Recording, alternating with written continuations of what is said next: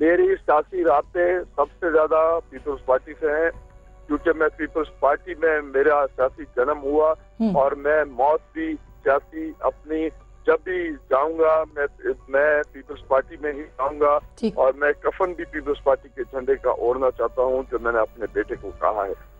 तो मैं सियासी, अगर कोई ये समझता है कि मैं किसी के साथ मिल जाऊंगा, वो गलत समझता है। इमरान खान साहब ने मुझ पे मेहरबानी की, बल्कि पाकिस्तान से ये अपना हक अदा किया सच्चे पाकिस्तानी का, तो उन्होंने मुझे सपोर्ट अपनी ऑफर की और मैंने एक्सेप्ट की। वो पाकिस्तान की खातिर, पाकिस्तान को बचाने की खातिर मुझे सपोर्ट कर रहे हैं और मैंने उनको उसके एक्सचेंज में पाकिस्तान की जब भी वो बात करेंगे, जहां भी करेंगे, डॉक्टर जुल्फिकार मिर्जा और उसके साथी और जो डॉक्टर जुल्फिकार मिर्जा को सपोर्ट करते हैं, वो इमरान खान को सपोर्ट करेंगे, चाहे वो जब भी हो और जहां भी हो। अच्छा डॉक्टर साहब, ये एनआरओ के ऊपर भी फैसला आ गया है, जाहिर है कि आपकी हुकूमत पे बड़ा दबाव भी है पाकिस्तान पीपल्स पार्टी पे केसेस खोलने के हवाले से, इस बारे में क्या कहेंगे आप? बहुत अच्छी बात है।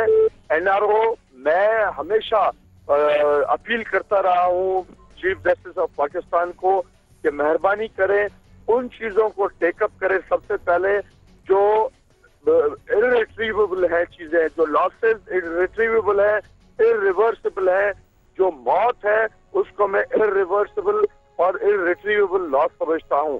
पैसा, दौलत, जायदाद, करप्शन, वो सब रिट्रीवेबल लॉसेस हैं। तो माय प्रेफरेंस इज जो किलिंग मशीन्स चल रही हैं उनको बंद करने के लिए जो एनआरओ में जो मर्डर के केसेस 8,500 खत्म किए गए मुतहदा कौमी मूवमेंट पे, सबसे पहले एनआरओ का वो पोर्शन पिक किया जाए और मर्डरर्स। अच्छा, लेकिन डॉक्टर साहब आपकी अपनी हुकूमत को इससे खतरा है, सो आपकी हमदर्दियां तो पाकिस्तान पीपल्स पार्टी के साथ है ना, तो उनके आपकी हुकूमत को भी इससे खतरा लाहक है एनआरओ के फैसले के हवाले से? देखिए, पाकिस्तान की जहाँ बका की बात हो, पाकिस्तान की इज्जत और गैरत और पाकिस्तान की बचाने की बात हो, तो वहाँ मैं ऐसी 10 हुकूमतें कुर्बान करने के लिए तैयार हूँ, जहाँ मैं अपनी जान, अपने बच्चों, मासूम बच्चों की जान, अपने बेगम की जान, अपनी सब चीजें, माल, हर चीज कुर्बान करने के लिए तैयार है पाकिस्तान के लिए। तो हुकूमत तो बहुत छोटी सी चीज है। बहुत बहुत शुक्रिया doctor Zulfiqar Mirza, telephone line पर आना, गोके आप की बहुत मजबूरियां भी थी आज, लेकिन आपने वक्त दिया, बहुत बहुत शुक्रिया। नाज़रीन, एक छोटी सी ब्रेक ले रहे हैं, लेकिन ब्रेक के बाद हम बात करेंगे नेटो फोर्सेस की तरफ से जो पाकिस्तान की सरहदों की खिलाफ वर्जी की गई है, पामाली हुई है और पाकिस्तान की खुद मुख्तारी और सालमियत पे एक बहुत बड़ा सवालिया निशान उभरा है, इस पर हम बात करेंगे। हमारे साथ मौजूद रहेंगे मोहतरम जनाब शहजाद चौधरी साहब, जो कि डिफेंस एनालिस्ट हैं, और हमारे बहुत मोहतरम सीनियर एंकर पर्सन और जर्नलिस्ट मोहतरम हामिद मीर साहब भी हमें ज्वाइन करेंगे। एक छोटी सी ब्रेक, मिलते हैं ब्रेक के बाद।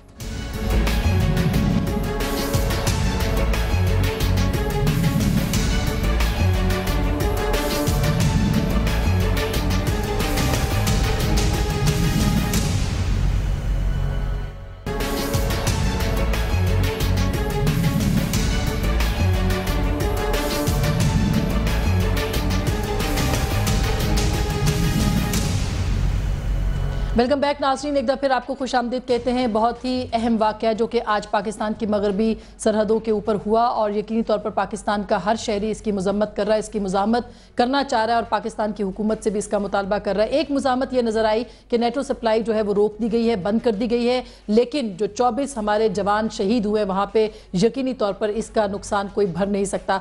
इस वक्त जो सूरत हाल है, कहा यह जा रहा है कि 2.5 किलोमीटर अंदर ये तैयारे आए हैं, हेलीकॉप्टर्स आए हैं और इसके नतीजे में हलाकतें हुई हैं, शहादतें हुई हैं। और इसके साथ साथ अगर हम आपको ये बताएं कि ये पहला वाक़या नहीं है, इससे पहले भी इस तरह के वाक़यात 2008 में हुए हैं और इससे पहले कुन्नड़ से तालिबान का पीछा करते हुए हेलीकॉप्टर आए थे जून 2008 में और तकरीबन 11 हमारे फौजी एहलकार थे और 7 के करीब हमारे आम शहरी थे, वो इसमें शहादत उनको मिली थी। इसके बाद एक वीडियो जारी की थी नेटो फोर्सेस ने और अमेरिकन फोर्सेस ने, उन्होंने ये कहा था, बल्कि साबित करने की कोशिश की थी कि ये जो वहां से कुन्नड़ से जो आए थे लोग, ये तालिबान थे और पाकिस्तान की हुकूमत का मौक़िफ़ था कि नहीं, ये एफसी एहलकार थे। उनका ये कहना था कि एफसी एहलकार जो हैं ये तालिबान को प्रोटेक्शन दे रहे थे। ये इल्ज़ाम अमेरिका ने पाकिस्तान की हुकूमत पर लगाया था।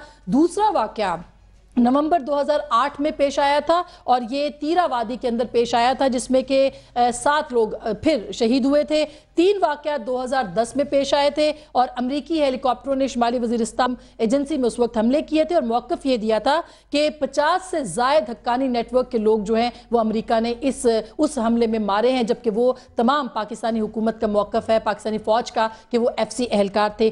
सितंबर 2010 में भी इन हमलों में नेटो की जो सप्लाई लाइन्स थी 10 दिन के लिए बंद हुई। अमेरिका ने माफ़ी मांगी, हमने दोबारा से वो रूट ओपन कर दिया और उसके बाद से अब तक ये वाक़यात होते चले जा रहे हैं। इसके अलावा आपने देखा होगा एबटाबाद के वाक़े में किस कदर हज़ीमत पाकिस्तान की कौम को उठानी पड़ी। हेलीकॉप्टर आए, उसामा बिन लादेन को मारा और फिर चले गए। हम ये सवाल उठाते हैं आज आपके सामने कि बैनुल-अक़वामी सरहदों की मुसलसल खिलाफ वर्जी हो रही है, अक़वाम मुत्तहिदा का दरवाज़ा पाकिस्तान क्यों नहीं खटखटा रहा? नेटो सप्लाई लाइन बंद कर दी जाती है, फिर खुल जाती है, मगर हमलों का तसलसल क्यों जारी रहता है? बार बार होने वाले वाक़यात और खुद मुख्तारी की पामाली, लेकिन नेटो फोर्सेस के साथ रूल्स ऑफ एंगेजमेंट अभी तक वाज़े क्यों नहीं है? क्या पाकिस्तान पर हमला गलती या हादसा करार देकर इसी तरह दरगुजर किया जाता रहेगा? और अगर 2 मई के वाक़े की तहकीकात होती तो मगरबी सरहदें शायद गैर महफूज ना रहती। ये सवाल है जो कि आज हम उठाएंगे। हमारे मोहतरम मुअज़्ज़ज़ मेहमान हमारे साथ मौजूद हैं, जनाब हामिद मीर साहब और शहजाद चौधरी साहब। चौधरी साहब, मैं आपसे इसका आगाज़ कर लेती हूँ कि ये कितना संगीन मामला है जो अटैक हुआ है? देखिए, इसकी संगीनी की तो इस तरह समझिए कि 24 लोग मारे गए हमारे, और अटैक हुआ, हमारे बॉर्डर्स की वायलेशन हुई, और अटैक ऐसे इलाके में हुआ है जो कि जहाँ पर कोई एक्टिविटी नहीं थी, रिपोर्टेड एक्टिविटी नहीं थी तालिबान की या किसी और की। ये याद रखें कि कुन्नड़ और नूरिस्तान 2 ऐसे प्रोविंसेस हैं हमारी मोहम्मद एजेंसी के अगेंस्ट और साथ मुल्क का, जहाँ पर कि इन्होंने अपनी तमाम फौजें हटा दी थी। तो इस सब एक और ब्रेकिंग न्यूज़ है, बड़ी इंपॉर्टेंट है कि पाकिस्तान ने शमसी एयरबेस को 15 दिन के अंदर खाली करने का फैसला कर लिया है।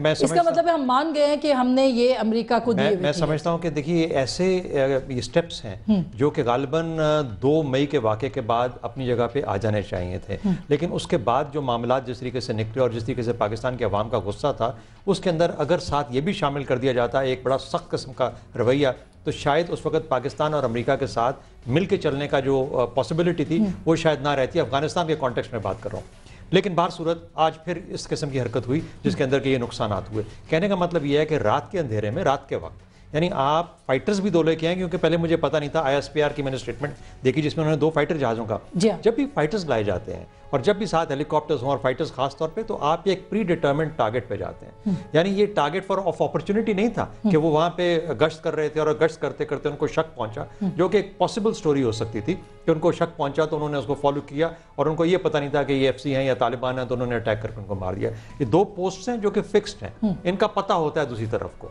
और उसके पता होने के बावजूद और आप फाइटर्स लेके आए और रात के अंधेरे में आग लेके आए, तो फिर आके जब आप अटैक करते हैं तो उसका मतलब प्री डिटर्मिन्ड टारगेट्स हैं और उनको प्लान था अटैक उसके ऊपर जो किया गया। पहले से उनको जानते थे और प्लान करके आए थे। ये संगीनी मुझे नजर आती है, अनलेस अंटिल कोई बहुत स्ट्रॉन्ग एविडेंस वो हमें दिखाएं और कहें कि गलती हुई तो कैसे हुई।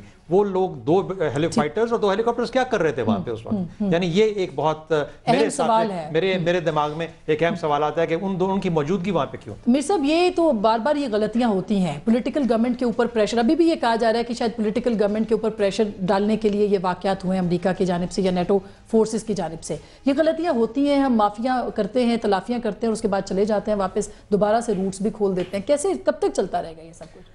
देखिए, ये सिलसिला 2003 से चल रहा है। मैं ये जो सलाला चेक पोस्ट है, इस पर 2003 में सबसे पहले बमबारी की गई थी और उसके बाद से इसकी क्लियरली डिमार्केशन हुई। जनरल अली मोहम्मद जान औरंगज़ई उस ज़माने में कोर कमांडर पेशावर थे और उन्होंने बाकायदा डिमार्केशन करवाई थी। और ये जो हमारी चेक पोस्ट है जिस पे इन्होंने बमबारी की है और हमारे जवानों को शहीद किया है, इस पे पाकिस्तान का झंडा लगा हुआ है और इसके आगे एक और एडवांस चेक पोस्ट है, उस पर भी पाकिस्तान का झंडा लगा हुआ है। तो इसमें गलती का कोई इम्कान नहीं, ज़र्रा भर इम्कान नहीं। ये जानबूझ के उन्होंने किया है। मकसद क्या है कि बोन कॉन्फ्रेंस 5 दिसंबर को होनी है। 5 दिसंबर को बोन कॉन्फ्रेंस से चंद दिन पहले इन्होंने आपको एक मैसेज दिया है कि आपने इस्तांबुल कॉन्फ्रेंस में जो ड्राफ्ट था, जिस तरीके से वो एक डिक्टेटेड रेजोल्यूशन पाकिस्तान पे इम्पोज करना चाह रहे हैं, पाकिस्तान ने उसको तस्लीम नहीं किया, तो उन्होंने आपको मैसेज दिया कि अगर आपने बोन कॉन्फ्रेंस में भी इस्तांबुल कॉन्फ्रेंस वाला रवैया इख्तियार किया तो ये पहली किस्त है, इसके बाद भी دوبارہ ہم آپ کے ساتھ یہی مطلب اس کو اینڈ گیم کے ساتھ بھی نتھی کیا جا سکتا ہے کہ اب یہ یو ایس اینڈ گیم ان افغانستان نہیں رہی. میرا خیال ہے کہ یہ اب جو ہے نا یہ نیٹو کی اینڈ گیم ان افغانستان جو ہے یہ اس سے بھی آگے کی بات جا رہی ہے, کیونکہ اب یو ایس نے پوری نیٹو کو اس میں انوالو کر لیا, اور بون کانفرنس سے پہلے یہ جو دھمکی امیز قسم کا رویہ اختیار کیا گیا, کھلم کھلا جارحیت کیا ہے, تو اب اس میں پاکستان نے جو اب نیٹو کی سپلائی لائن کو کاٹ دیا ہے, تو اب صرف امریکہ جو ہے وہ متاثر نہیں ہوگا. اب اس میں 40 سے زیادہ ممالک جو ہیں ان کی فوج وہاں پہ بیٹھی ہوئی ہے, وہ سارے متاثر ہوں گے. تو پاکستان کو ایک طرح سے ایک سازش کے تحت دھکیلا جا رہا ہے کہ آپ پورے کے پورے یورپ اور پورے کے پورے نیٹو کے ساتھ آپ کنفرنٹریشن کے لیے جائیں. ان کا خیال تھا کہ پاکستان نہیں کرے گا, لیکن پاکستان نے آج جو رسپانس دیا ہے وہ کافی سٹرونگ ہے, اور خاص کر کے شمسی ایئر بیس کے بارے میں میر صاحب کیا کہیں گے, کیونکہ بار بار اس کا ڈینائل ہوتا رہا, مشرف گورنمنٹ میں بھی ہوتا رہا. دیکھیں بات یہ ہے کہ یہ جو ہماری ایک منافقانہ پالیسی ہے اور ہماری جو ایک غیر شفاف وار اگینسٹ ٹیرر ہے جس میں ٹرانسپیرنسی نہیں ہے, اس کی وجہ سے ہمارے اندر تضادات پیدا ہوئے ہیں. اس وار اگینسٹ ٹیرر نے پاکستان کو تقسیم کیا ہے, اور اب اگر آپ شمسی ایئر بیس کو اگر آپ خالی کر رہے ہیں آج, تو وزیر اعظم یوسف رضا گیلانی اور آرمی چیف کے وہ تمام پچھلے بیانات جو ہیں وہ غلط ثابت ہو گئے, جس میں وہ کہتے تھے جی کہ ہماری تائید شامل نہیں ہے. تو ایک طرف تو عمران خان اور چودھری نثار آپس میں لڑ رہے ہیں, دوسری طرف آصف زرداری صاحب اور چیف جسٹس افتخار چودھری صاحب آپس میں لڑ رہے ہیں, تیسری طرف آپ انگلینڈ میں ذوالفقار مرزا پہ اور لارڈ نذیر پہ حملے کر رہے ہیں, تیسری طرف آپ یہاں پہ نیٹو کی سپلائی لائن کاٹ رہے ہیں. بظاہر تو یہ ایک دکھانے کے لیے بڑی اچھی چیز ہے, لیکن your house is not in order, اور آپ ایک دوسرے کے ساتھ لڑائی بھی کر رہے ہیں اور آپ امریکہ کے ساتھ بھی لڑائی کرنا چاہ رہے ہیں. اس کا مطلب یہ ہے کہ آپ پاگل ہو چکے ہیں اور سارے محاذ اکٹھے کھولنا چاہتے ہیں. آپ نے سارے محاذ, لیکن ہمارے پاس آپشنز کیا ہے شہزاد چودھری صاحب, کیونکہ اگر پاکستان کارروائی کی بات کرتا ہے تو ہماری معیشت برباد ہو گئی ہوئی ہے, ہماری مغربی سرحد مشرقی سرحد وہ بالکل محفوظ نہیں ہے.